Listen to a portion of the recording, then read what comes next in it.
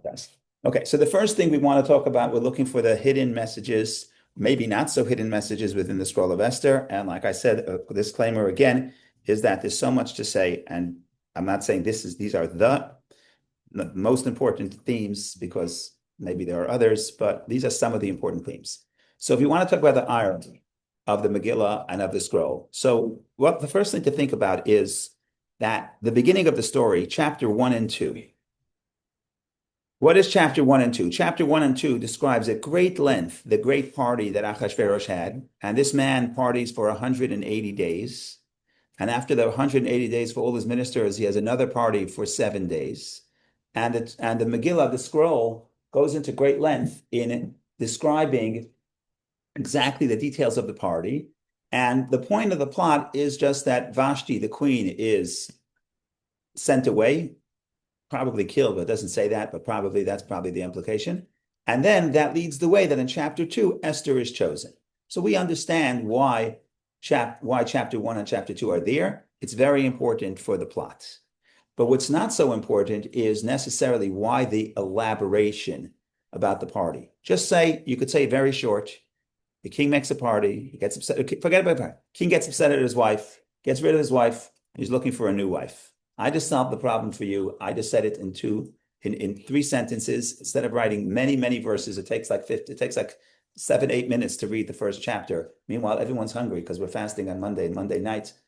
It's not that important. In fact, just to prove my point that it's not so important, the Talmud has opinions. There are opinions in the Talmud. That's not the law. But there are opinions of the Talmud that you don't even have to start the Megillah at the beginning. You could start from chapter 3, because chapter 3 is the story when a Haman gets power and rises to power and starts making trouble. So that just points to the idea that seemingly the beginning is not so important. Okay. Now, so let's think about what messaging do we have by elaborating about the power of the king, about the greatness of the king in chapter 1. And the way we're going to do it, I'll read a few verses of chapter 1, and then we'll do something else. We'll run to chapter 10, because chapter 10 is also very short. Chapter 10 is the final portion. It's very short. But again, we jump back to also talking about the king. In other words, the whole Megillah, chapter 1 and chapter 10 is the beginning and the end. And what sandwiches the whole story is talking about how great the king Achashverosh is. And now this could be a subtle political message. So I'm talking about, if you want to look at the art scroll, it would be on page 1252. And you see here on 1252, I'm going to put it on the screen as well, but if you see here 1252, you have how many verses is 22 verses talking about the first chapter, about the great party. And even the beginning, by the way, how do you start a story? Start a story. The Jewish people are in Persia. No, we don't start. Beginning of the story is Vayihi b'mei Achashverosh.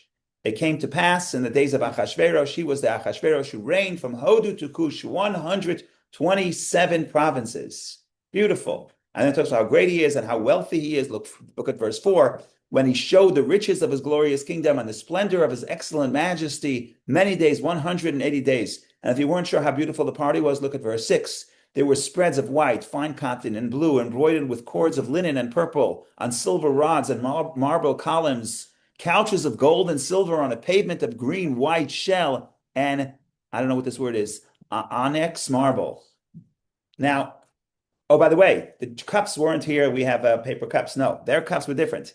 And they gave them to drink with golden vessels, and the vessels differed from one another. And royal wine was plentiful according to the bounty of the king. Now, by the way, do you care? Do you care what they sat on the couch? I don't care, right? But we're drawing attention to say, what a beautiful party. How beautiful, how wealthy. And we go inviting people. Inviting? Superficial, but it's inviting you to see the glory of the king. Now, we have the whole story of Purim. And there's this terrible decree, and there's a great plot, and then there's everything flips on its head, and everything resolves itself. That's a good story. A good story is you have tension, and you resolve the tension. Okay, and there's a great party. We're talking about the Jews' party, and then you finish everything. And what's the end? What's the highlight of the? What's chapter 10? So let's go to chapter 10. You see everything finally works out. Wonderful. Chapter 10. We can read the whole chapter. It's very short. By the time of the party, there were no decree. No, everything is fine. Everything up to the beginning, everything is fine. Life is beautiful. And then we go back to life is beautiful under Achashverosh. Look at verse 10, Where is it? page 1261, chapter 10.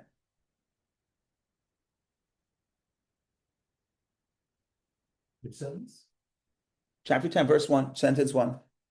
The king Achashverosh imposed a tribute on the land and on the isles of the sea. Tribute, I don't know what tribute is. It's a fancy word to say tax. Mas is a tax. Okay. What's the culmination? Everything is fine, right? You see on page 1261, chapter 10, all the way on the bottom, King Achashverosh levied taxes on both the mainland and the islands. That's the article's translation. Okay. So what's the highlight? King Achashverosh, he's back on the stage. He's putting taxes. And then you want to know how great he is and all the acts of his power and his might and the full account of Mordechai's greatness, how the king advanced him. In other words, even when you talk about Mordechai's greatness, it's not Mordechai's greatness. In chapter 10, it's the context of Mordechai's great because the king made him great. So all these, are they not written in the book of the Chronicles of the kings of Media and Persia? Meaning to say, you want to read more about the greatness of the king, go read their history books. But what do we see here? We see here an interesting phenomenon. We're talking about the story of Esther, story of Purim. It's supposed to be a religious message. It's part of the Bible, both chapter 1 and chapter 10. Chapter 1 more than chapter 10. But it does sandwich it, and it says, the king is so great. The king is so powerful. The king is so wealthy. The king is mighty. Okay, so let's just start with political satire. You could say that's what the Megillah is trying to do, but why is that in the message? Why is that an important message to praise Achashverosh? So maybe it's the opposite is true. We're actually mocking Achashverosh. We're setting up, look, the king is so powerful. Look, chapter 1, chapter 10, the beginning of the story, and the story, king is so powerful. But what's the whole story? The whole story is a mockery of the king, and I'll show you how. But the whole story is one big mockery of the king. And when we say, look how great he is, it's ironic. We're saying he looks like he has power, and really he does not have the power. And that's an invitation to ask, so who then really does have the power? If it's not the king, then who is it? Oh, maybe it's God. Maybe it's people who are trying to be moral, unlike the king.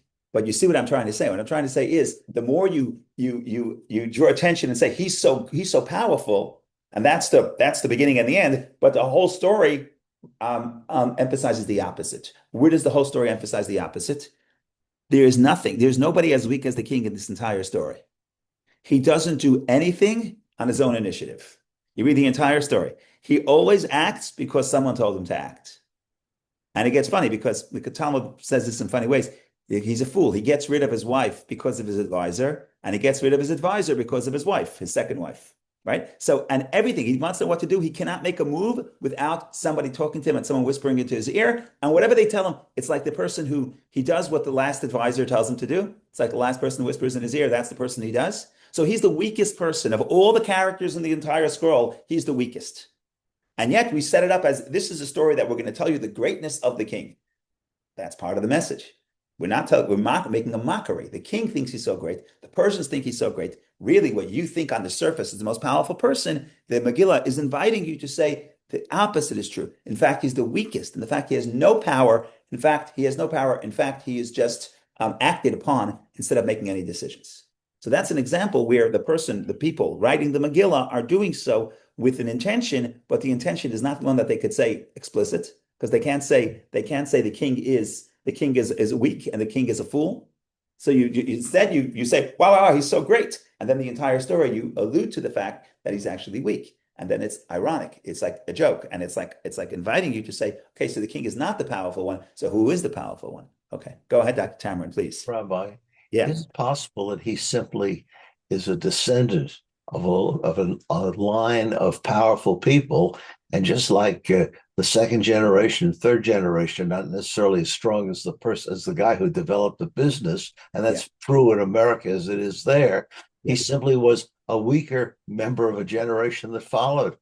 It is true. He's not the beginning of a dynasty, the Persian dynasty. He also wasn't from the royal family. He married into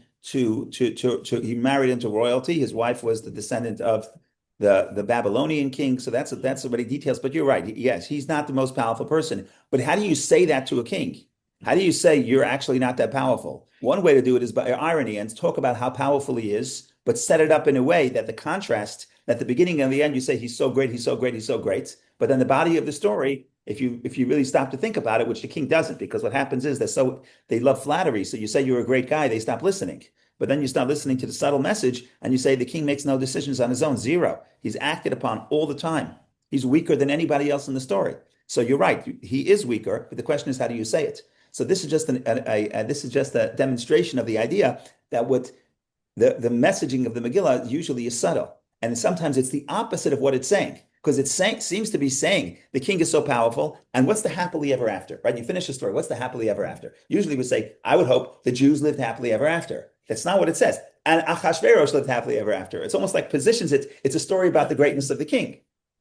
But that is how you're making fun of it, and you're really saying that's a very surface level. But if you look a little deeper, it's a joke. It's not what happens. Isn't that a bad way to look at this, though? Maybe. Go ahead. I think it would be, for me, I like it, where we accept he's powerful, and in the end, we overcome him completely. And in the end, those taxes are gone and everything's gone. It shows how strong the Jewish people are in their minds, in their spirit. And I think that's the point of the story, that we shouldn't necessarily accept things we don't believe or like, and we should, try to do something about them. And God is there in the background, and all we have to do is believe, and we can overcome anything. I like that kind That's of fine. story. I know I'm. That's totally fine. I just want to tells say that. me I'm contrary. That's totally fine. Everyone, again, the Megillah, everyone has the Megillah, everyone could take their own interpretations. I'm just going to say that the question of who is powerful and who is the king is a theological question, and it belongs in the Bible. See what I'm saying? Who is powerful? Who is powerful? Okay. Is it the king? Is it the government? Is it God? That's a theological question. And then you can come with any answer you want, but that is a question that belongs in the Bible. Where does power lie? In the people and God. I understand, but the king, if you live in America, if you lived under a monarchy, the king's business, the king puts all the resources of the kingdom is to convince you that the power lies with the king. That's what monarchies They're do. doing that here now too. So Maybe trying. we're not getting political. We're not getting Let's not political. go there. But the point is this: the point is that I this hope I get out of here alive. that's the point. The point is the question of who is powerful is a political question, and it's a theological question. And the Judaism, if you stop the Jew who wrote the Megillah, Mordechai Esther, it says Esther wrote it. You stop to Esther and say, who is powerful? Of course, she wouldn't say the king is powerful. Of course, she would say God is powerful. But how do you say that? How do you say that when you're living under the monarchy? So you have to be subtle, and you have to say something like, as if you're blowing something up. You're making it like you're drawing attention to it. But the point is not. But the point is to actually undermine it. So the bookmarks of the story say Achashverosh is great. The entire story undermines it. So what are we doing? So that's why I'm suggesting that it's really a theological question of where does power lie? And that the surface you may read the Megillah and say power lies with this powerful king. But if you go a little deeper, you say it's actually mockery. Power lies with Hashem. And the king may think he's powerful, and we do certain things, and we need diplomacy, and there is diplomacy. And you have to negotiate. We're in exile. We're living in another country. We have to speak their language. Even the name of the holiday is in Persian. Purim is Persian. It's not Goralot. It's not Hebrew. It's Persian. So you have to negotiate all of this. But the theological point is the true power does not lie with the king. The true power lies with Hashem. Okay. Yeah. Go ahead.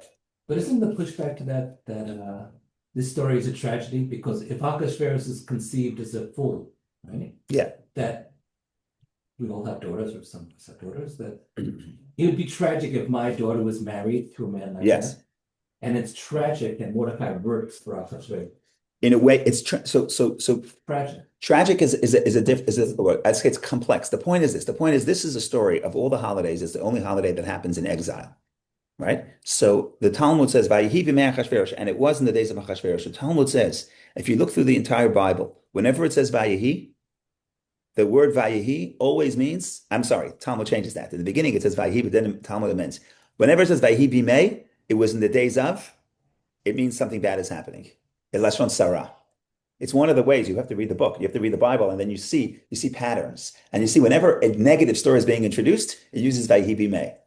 And the point is, this is not an all happy story. This is a story we are under Achashverosh. Even when the victory happens, we're still not free people, right? The Talmud says that, and that's why there are some opinions why we don't say that's according to some opinions why we don't say Hallel on the holiday, because it's not a complete redemption. So yes, we're not saying that we're saying it's a difficult circumstance, but in a way, that's the greatest joy is even when we're in the difficult circumstance, we still see the hand of God. In a way, that's a deeper message. In other words, when everything is going good, you see the hand of God is beautiful. But when you're in a spiritual state, in a state of darkness, both nationally and politically and spiritually, and then you see God is still with us and God is still helping us, in a way that gives greater joy because unexpected. And happiness comes from the unexpected. Once you expect it, it's baked into your happiness level, and it doesn't make you happy. When something unusual happens, that leads to the joy. Okay, Vicky, go ahead. Oh, thank you, Rabbi. The whole the first idea that you brought up actually works for us because so many years after we're still discussing it. But I was just wondering, how did this scroll pass the back then? But if it was written, for example, in Soviet Union, it wouldn't pass because No, I would say if it passed, it's because it's in the lines, right? It's with political satire. They will be banned. I mean, they didn't say it's political satire. You have to be clever. This passed the Persian censor. That's the whole point. And right. that's why you have to take this book and say, what is the messaging? Considering the fact that the person writing it wrote it in a way that it has to match the Persian censor. So at the surface, it's not a mockery of the king, but it could be a mockery of the king. Well, you're vague enough that you pass the censor. Right. It also testifies to the level of his complexity. Yes, yes, yeah. It has to be more of a complex piece of literature, because you're living under the Persian Empire. You're limiting in your message. You're limited in your messaging. No, no, no. I mean, the fact that it was published under his Yes, yeah, rule yeah, actually yeah. to, to the level of his intelligence and his because as I said, if it was written in Soviet Union about current rule, it wouldn't pass. It wouldn't be published. It wouldn't because Stalin wouldn't want you to think about how with the great wealth that he had, right? But I'm saying they're sensitive to what are the points that the monarch doesn't want you to know, and what are the points that the monarch is trying to for them talking about the king's wealth was a compliment. So it's playing to the weaknesses, playing to the ego. That's what I'm trying to say. In chapter 1 and chapter 10 is playing to his ego. And then chapter 2 to chapter 9, you could say the real story and subtly point out that this guy is making no decisions. But to do that, you have to play to his ego. So what do you play to the ego? Chapter 1, chapter 10, you play to the ego. And then you blind the censor. Simple, easy. Now, what are you blinding the censor? Is a different question. How do you play to their ego? So if the guy's a comrade and he wants to say, I'm a socialist, so you play to his ego differently than if you play to his ego of the king who wants to show, I'm the richest guy on earth, right? So it depends who you're talking to, but the principle stays the same. You play to the person's ego, and then your subtle messaging goes under the radar. It, How was the dinner of Esther and Achashverosh Yes. and Haman? Yeah. She pleased Haman. Yeah. That's also ironic. The whole story, there's irony and irony. Everything that happens, there's a surface level, deeper level. There's irony within irony. It doesn't end. We could be here. I suspect we're not going to finish the whole Megillah today at 10:30. We're going to have to come back and re-meet to get next year in good health. I have such a suspicion. Or next week. Next week is maybe. Go ahead, Dr. Tamron. Rabbi, how do you put together what you've just defined as the essence of power with Pirkei Avot's definition, which is powerful lies not so much in all these parties and all this riches, but in the ability to control your own impulses. How do you put those two together? That's personal. That's personal. My power, to me, be strength is overcoming my own personal impulses. But the question that becomes, there's also national events, and there's also world events, and there an individual has less influence. And there we turn to say, okay, I didn't decide that there's going to be whatever political event, so who decides? So on the surface, you could say, well, there's political alliances. Somebody made a decision. Someone aligned with somebody else. That's perfect. That's a perfectly fine reading of the reality. But the Megillah is saying, or the Jewish view is saying, that that political reality is only a surface level, and beneath that there's the hand of God. So we believe there's the hand of God in history. Right. So when we talk about who has power, I don't know if power is the right word, but who moves the events? Somebody's playing with my Rabbi? Yeah. I know we don't have much time, but maybe what this highlights is that if Ahasuerus had real power, he'd have a one-day party and maybe give more power to the people. Oh, that's true. Yeah, that is true. Yeah. So that's also satire. In other words, also attacking the king by talking about how lavish his party was. But I think that's in retrospect because in those days, that's how you display power. That's what people respected. People respected wealth. In other Oh words, no, come on, they yeah, still do it now. they still do it now. Okay. Okay. Okay, fine. So that is the one point that was supposed to be more of an introduction, but is an important point. Who has power? Who runs the world? Who is operating? And the Megillah is inviting us to say that the politician who seems to be the most powerful, maybe they're a tool, maybe they're in the tool for something deeper, maybe the hand of God. So that's always something to think about. Okay. Now we want to go to the next step. Again, there's a lot we could say, but another. It's a small thing, but it's a big thing. There's different ways to figure out what was the state of the mind of the Jewish people in Persia at the time. Some people would say that the reading of the Megillah is that at least some of them try to assimilate, at least culturally, that they see themselves as Persian. And the idea that there's all of a sudden a decree against the Jews is very shocking to them. And part of this story and this awakening of the Jew in the diaspora, and maybe that's relevant to today as well, is that the Jew realizes that we're actually part of our own distinct people, and they reconnect to their heritage. You could tell a story like that, right? I think that's one element. Let's assume that's correct. You could see this within you could make subtle points. Again, the point you can't write that the Jews now are much more connected to each other and united and connected to their heritage because that may be politically not the best thing to advertise. So these things are going to be written subtly. So this is may or may not be correct. I'm not saying this is you have to accept this, but this is an interesting reading, at least an interesting reading. May or may not be right. I'm just putting it out there with the caveats. You take it if you like it. If you look at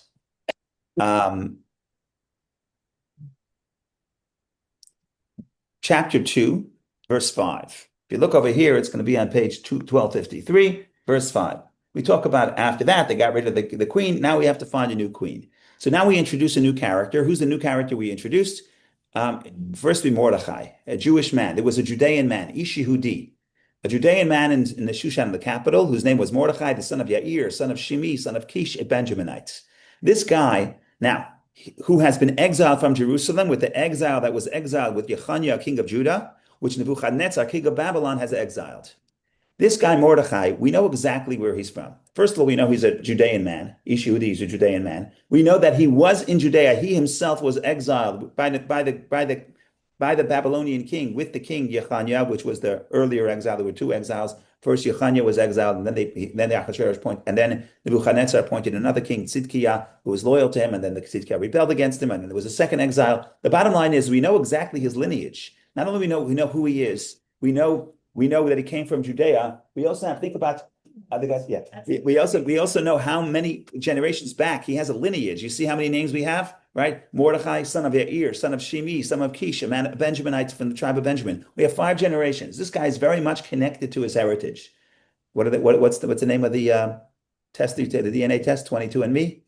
23andMe. He's got his 23andMe even without the DNA. He knows exactly where he's from. He can go all the way back 5 generations. Okay, now. And he had brought up Hadassah, that is Esther, his uncle's daughter, for she had neither father nor mother, and the maiden was of comely form and of comely appearance. And when her father and mother died, Mordechai took her to himself to a daughter. So we have an interesting, we're introducing Esther. Esther probably was not from Judea. She was probably born in Persia. What do we see about Esther? First thing we see, she has 2 names. She has Hadassah, is her Hebrew name. Esther is her Persian name. Esther is a play because it also means something in Hebrew, which means hidden. But many people believe Esther is a Persian name, and it's one of the Persian gods, Istahar, which is related to moon. But it's clear that she has 2 names: Hadassah, he Esther. So she has her Jewish name and she has a Persian name. What we also see is she doesn't have a father and mother. She doesn't have a lineage. Okay, he's her uncle, but she doesn't have her own lineage, and we don't say her father or mother's name. Could be by mistake because it's not important. But you could say, 1 second, maybe there's a contrast here. Maybe there's the first generation of Mordechai knows his lineage. Maybe Esther is less connected to her lineage. She sees herself as much more Persian.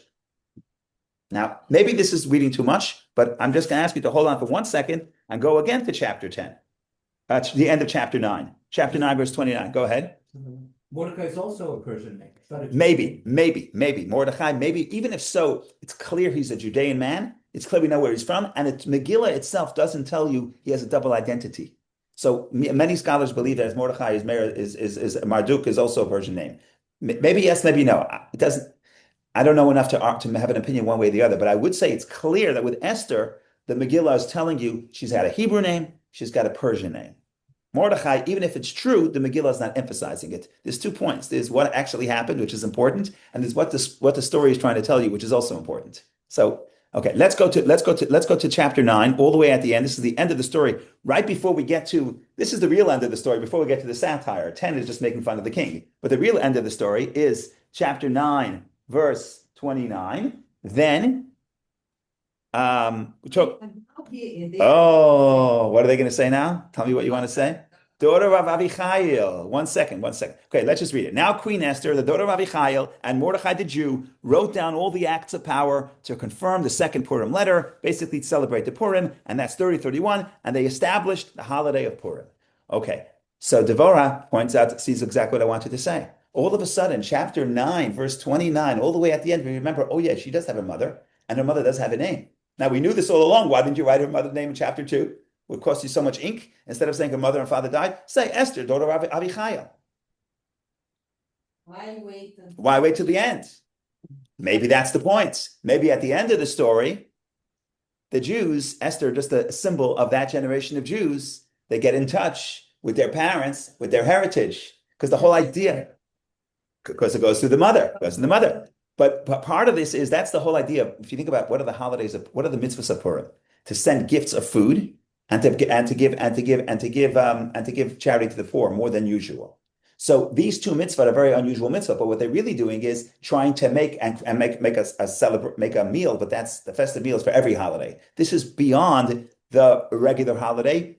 Create closeness between the Jews, which means when we stick together, then we realize that we have our own shared heritage. That makes us go look back to our heritage. And that's why maybe that's the subtle message. Remember, all the messages here have to be subtle, that we realize not just Esther, but Esther as representing the Jews, all of a sudden we get in touch with our heritage, with our mother culture. And that also could be an advancement from the beginning of the story where she doesn't have a father and mother. Not only literally they died, but we don't even have their name. And at the end of the story, all of a sudden she finds the name. Maybe that's also the development of the story. Okay, we'll take the doctor's question, and then I have to reserve the last 10 minutes for what I really wanted to talk about for the hour. But God, they say man laughs and man plans and God laughs. There's a whole in Yiddish. They say man plans and God laughs or something like that. Right. Go ahead. Go what? Yeah. Okay. Go ahead, Dr. Terman. It rhymes in Yiddish. Yes. Rabbi, Yes. when Esther changed her name from Hadassah to Esther, Yeah. she obviously was trying to conceal who she was. Now, the question is this: did the king have the slightest idea she was Jewish? And if he did, would he have absolutely not married her, or didn't he care? Because that's clearly it wasn't. If it wasn't an issue, she never would have changed her name. That's how much was all of that hidden? Okay, so there's multiple things happening here at once. The king doesn't know that she's Hebrew, she's Jewish, and the king doesn't know her family. Does he care or not care? At least from the perspective, at least the traditional reading is he would be very interested to know that she's from royalty, because the tradition is that she is from Saul. She's from the tribe of Benjamin. She's from Saul. She's from Jewish royalty. That would make the king want to keep her around because he did not have any royal lineage. And that's why all his wives, what they have in common is that they have a royal lineage. So that's why Mordecai and Esther are trying to hide that part of her identity. But that's another story because that's later. In the beginning of chapter 2, it doesn't even talk, we're introducing the characters even before we talk about hiding this information from the king. It's basically saying that a Jew born in Persia had 2 names. They had their Jewish name and they had their Persian name. And not unlike the United States. There's nothing wrong with that. But that just tells you that we're talking about people that have a foot in 2 cultures. And there's nothing wrong with that. But that's that was the reality of living in a life in Persia, life in exile. That you have an English name, you have a Hebrew name. Nothing wrong with that. But when you want to highlight that there may be a little bit out of touch with their heritage, or you don't want to emphasize the development, is she doesn't have a father and mother. Mordechai, her uncle, who came from Judah, oh, he has no problem. We got 5 generations back. and it's written right next to each other, and they're related. So it's not so hard for her to figure out her family tree. But we deliberately, that's the point here. It seems like it's deliberate that we're hiding her family tree. In contrast to Mordechai, to say there's the first generation who came, and then there's the second generation. Second generation is a different ballgame, and they have different challenges. And the wake-up call that happens at the end of the story, the one way that it's expressed is now we know her mother's name. Now she feels connected to her mother and her mother's heritage. So again, it's a very important message if it's true. I think it's a very important message. It could be the Megillah is alluding to it, it could be not. But if it does, it's clearly doing so subtly. But on the other hand, you can make the case it's not so subtle because in chapter 2, it's clearly deliberate to hide her lineage. In chapter 9, finally, they dropped the bomb, Avichail. The writer obviously knew her name all along, but they specifically hid it from us. Why? Because it's trying to build up that tension that in the consciousness of that generation, they were less connected to their parents. That's what happens with immigrants. The children, first generation born in the country, they're in a way pulled, and in a way they want to much more be part of the culture than be part of the parents' culture. It's not an uncommon thing. Yes. Good parallel to Moses. In the sense that Moses also has trouble finding out who his mother is. In the beginning. In the beginning, he says, yeah. A man and a Yes, woman. yeah, very good, very good. Who the parents are with their names. Very good. Yeah. Moshe also has, in a way, an identity crisis, and he's got his being pulled And also between. being married to the aunt. Yeah. Being pulled between Jew and Egyptian. Yeah, there are many parallels. A good point. Yeah. Go ahead, Vicky. Thank you, Rabbi. Is there any connection to Jews losing connection to Hashem and to their identity, to what Hashem allowed to happen to them? That's a traditional reading. Traditional reading is that the Jewish people are forget. Yes, that's the traditional reading. Yeah, the Talmud talk and the Medrash talk go about this at great length. The short answer is yes. Isn't the name of Abigail also interesting because they don't name the father, but the mother's name is my father is a soldier. Yeah. A soldier is Chayil. Chayil is soldier, but Chayil is more strength. Eshet Chayil, woman of valor. So it's both, it's alluding to both father and mother. So in a way, the point is my point is that we're less interested in the individual name. We're interested in the fact that the parents have a name, both father and mother, and we hid it till now, but now it's coming out. And that's the result of the story. The result of the story is that now we're more connected to each other. And by definition, if we're more connected to each other, then we're more connected to our heritage. Because what binds us is our heritage. So if I feel connected to a fellow Jew, it's because I feel connected to my ancestors. And that's what binds us, right? So it goes both ways. It goes back in history, but it goes vertical and horizontal. It goes both ways. When I do something good, Yeah. I directly blame my mother. I do. I Very say good. it's because she gave me this ability. I do. Very good. And I think that's why, she went through and did all those great things, and then they give credit to her mother. And this is a heroic story. It is the exact opposite, of course. That's the point of the whole story. Beautiful, beautiful. So That she had all this inside of her, and she just did it and showed it. And it's not at all that he was powerful, and she overcame him. that's beautiful. He may have been dumb. Just to I think he was. build on Seth's point, maybe it's also a story of Esther's increasing confidence. That she's Yes, that she's that's right. That she's willing to say that I'm the daughter of Yeah. a man called So- Abichail, so which that is such an overtly Jewish name. yeah, that's just And my confident. father, the soldier, my father, the Yeah, knowledge. confident, but confidence can be different things because she has her confidence develops as the story progresses. We're going to talk about that in chapter 4, but in chapter 9, it's like the result of all of this. The result of all of this. Where do you express what's the live happily ever after? I already told you. Don't look at chapter 10 for live happily ever after. Chapter 10 is just mockery of Achashverosh. Chapter 9, what's the ultimate? What do we really get? Are we back to square one? So now we had a problem. Somebody tried to kill us, and now we were saved, and now we go back to square one. No, now we're developed as a people.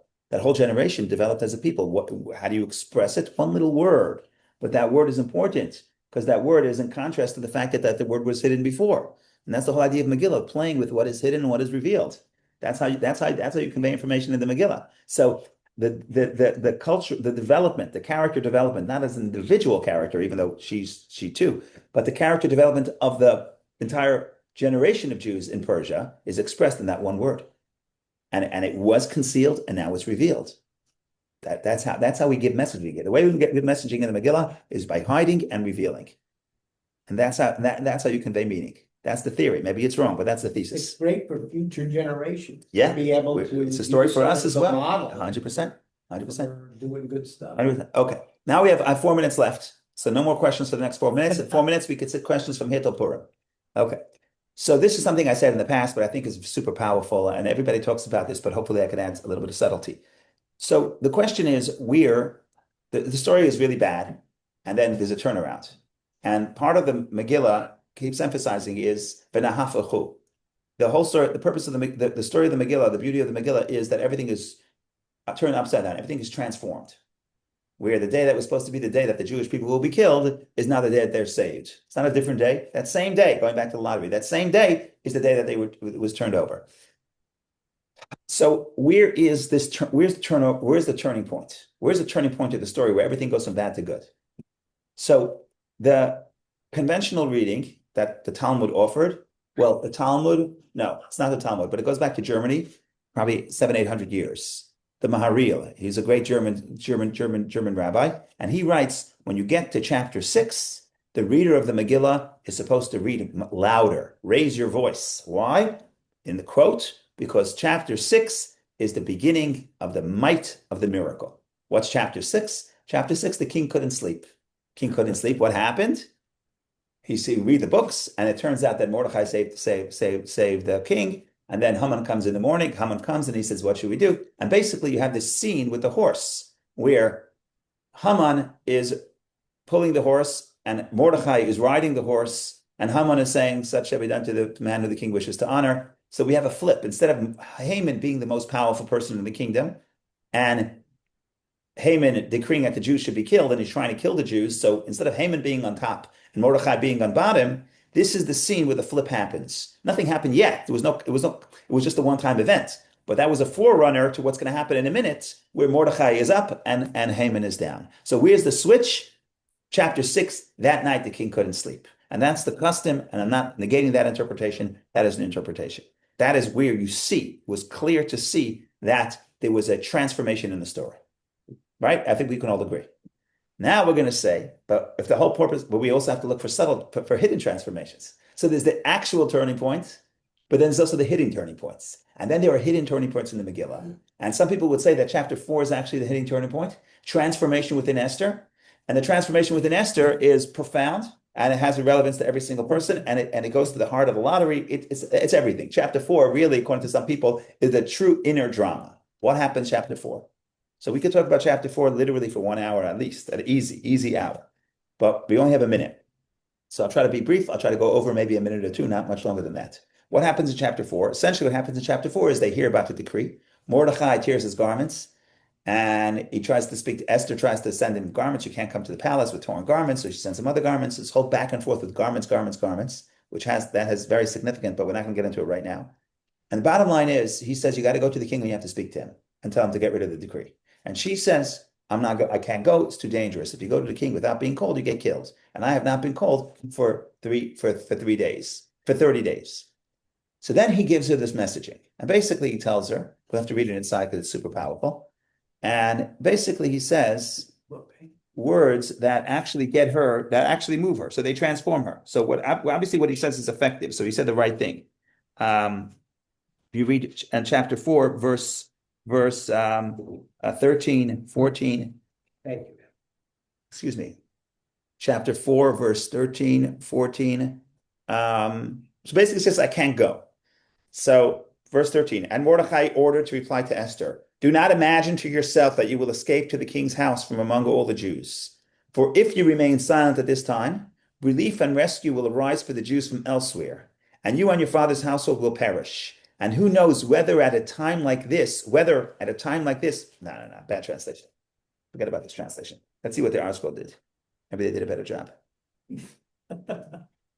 14. For if you persist in keeping silent at a time like this, relief and deliverance will come to the Jews from some other place, while you and your father's house will perish. And who knows whether it was just for such a time as this that you attained the royal position.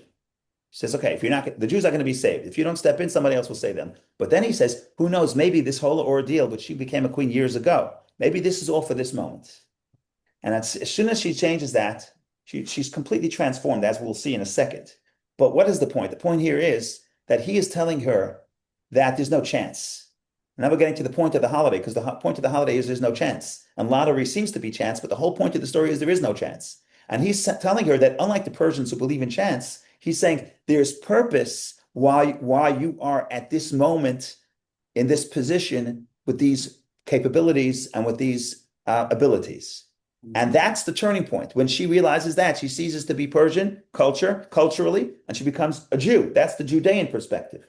And we could make a lot, I could talk about this for a long time, showing to you how this develops in chapter 4. But what's interesting is the transformation. And this I said in the past, so I have to confess I said this in the past. It's not new for this year. What happens? Up to this point, the Megillah says again and again and again, especially at the end of chapter 2, but other places as well, that Esther does exactly what Mordechai told her. If you look at the end of chapter 2,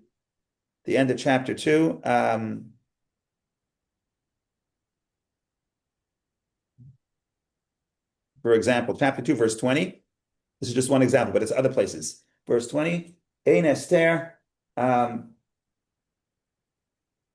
I reading here? Esther still told nothing of her kindred or her people, as Mordechai has instructed her. For Esther continued to obey Mordechai just as when she was raised by him.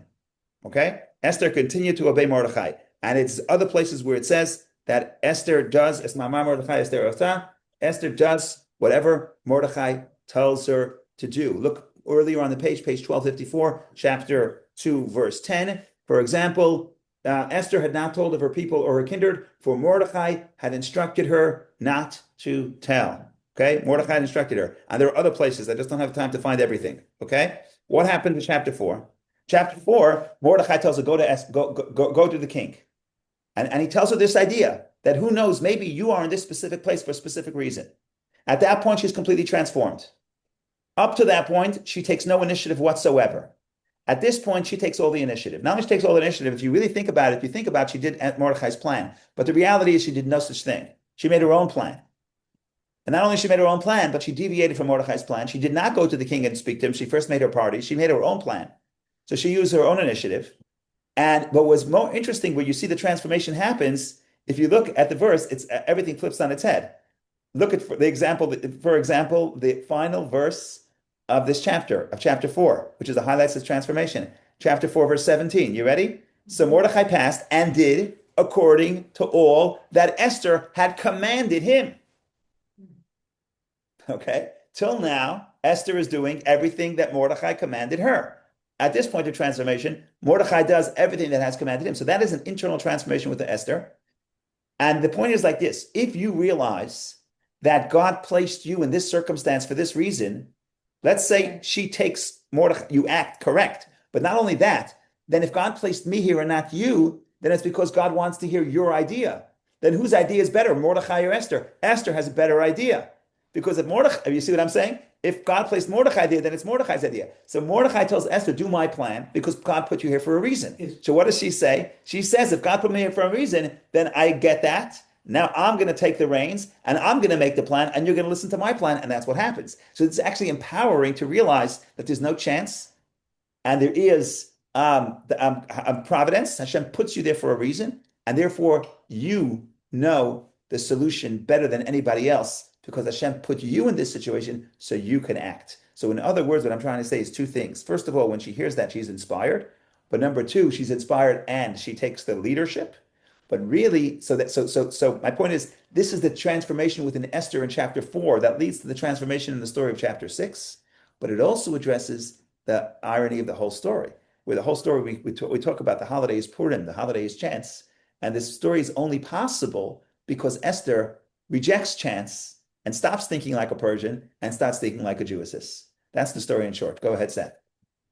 Well, the only thing I thought is God put Mordechai there. Yes, yes. His job is to influence Esther. It's always like 100%. The father 100%. information. 100%. the mother is the Without Esther, deal, and bang. without Mordechai, there'd be no Esther, because Esther, he inspires her to move, but he inspires her to move, and now the role of teacher and student flips. Till this point, he's the teacher, she's the student. But the teacher's job is to inspire the student, so the student becomes the teacher, and the student now becomes the teacher of the teacher. So is a role for everybody. 100%. Everything is flipping. So the whole story is flipping, but also Mordechai and Esther's relationship is flipping. And that leads to the internal transformation within Esther leads to the external transformation, chapter 6. There's a lot more to say. And we didn't have enough time, but I will tell you, thank you very much, because I had a wonderful time. So lots of fun. This is actually very, very fun. And of course, the messages are profound. So part of it is saying it's a joke, it's exciting, it's a great story, but the messages are life-changing. That there's no chance, there's providence, moment, and the moment everything is playing out, you could say there's political, you could say, well, it just happens to be the events happening, or you could say it's the hand of God. And then we're called to do our part. And then, unfortunately, we're living in a time where there's anti-Semitism in this country. Well, the lesson is, well, Esther tells Mordechai in chapter 4, go gather all the Jews together. That's our answer. Our answer is we stick together. And we stick together, and that brings us back to our ancestry. Bat Avichayil. All of a sudden we discover we have a mother. So maybe God is leading. Not maybe. Through all these teachers. Not maybe. Esther. Yes, Okay, yes. that was correct. I think you're listening. You were listening the last hour. You were listening. Very good. I always believe you. You were listening. Go ahead, Dr. Tamarin. Rabbi, is the Megillah the only portion of the Bible where women are not only permitted but obligated to read in front of men? I think so. Yeah. Well, not in front of men. There's different. No, they're allowed to read in front of men. Okay. There's different. Yeah. The short answer is yes. Megillah is unique. Yes, that's the short answer.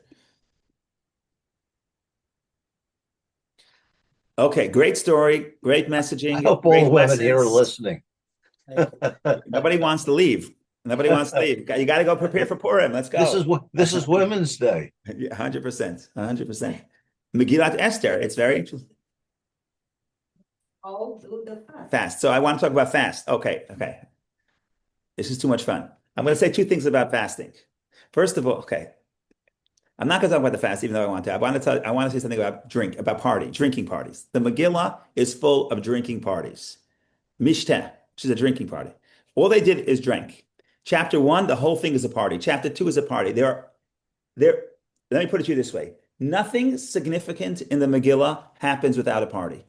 Haman gets Achashverosh to sign the decree to annihilate the Jews, and then what happens? He goes home to take a nap? No, he sits down with the king to drink. They are always drinking. The Persians are drinking all the time. 10 times throughout the Megillah, at least 10, probably 10, maybe 11. So let's round it out. Let's say 10. Let's say there are 10 drinking parties in the Megillah. So that shows that it's an important part of Persian culture. Whatever we do, we drink. Okay. Even the Jewish people, when the decree turns over, the Jews also sit down and drink. And the whole party is, the holiday is referred to Yemei Mishteh V'Simcha, days of drinking and rejoicing. So everybody is drinking. Now that led some scholars, not Jewish scholars, to say that what the Megillah is trying to do is basically saying that there's no difference between the Jew and the Persian. They're both just drunks. The whole culture, they just drink, they're just partying. And the Jews are also doing the same. So it's a critique against the Jews. That's what some people said. But the reality is the opposite. The reality is that, like the Megillah, what seems to be similar is really different. There's hidden and there's revealed. So if you think about this, you realize that when you look at the Jewish parties, the three last parties are Jewish parties. The three last parties, it never says mishteh, never says drinking party. It always says mishteh v'simcha, drinking party and joy. Mishteh v'yom tov, a drinking and a holiday, which means there's meaning to the festival. There's meaning to the drinking. We're drinking to bring us together, as opposed to the Persian parties where the drinking has no meaning. What are we doing? We're drinking because it's fun. With the Jewish person, it seems like on the surface, remember, everything is surface and beneath the surface. On the surface, it looks like the Jewish party is just like the Persian party. But what the Megillah is saying, no, by classifying what are we doing, when we party, there's meaning. There's simcha. Simcha is joy. Joy is a spiritual concept transcending the self. We can get into that. And it's a Yom Tov, it's a day of celebration to God. So don't make the mistake and say that when the Jews are drinking, it's like when the Persians drink. No, by the parties themselves. If you look carefully, you see that in the Persian culture, it was just for fun because there's chance, there's no morality. The Jews is tzom, is fast day. Fast day means is morality. So the Jews introduced fast day. They also introduced parties that have meaning. Okay, and there's something. I mean, you could talk about this forever. You could talk about this forever. So we'll have to stop here. Building a ballroom. We're not talking about current politicians. We're talking about the current messaging, which is that Hashem is present even when it's not always seen. But you were going to talk about fasting. You got into drinking, but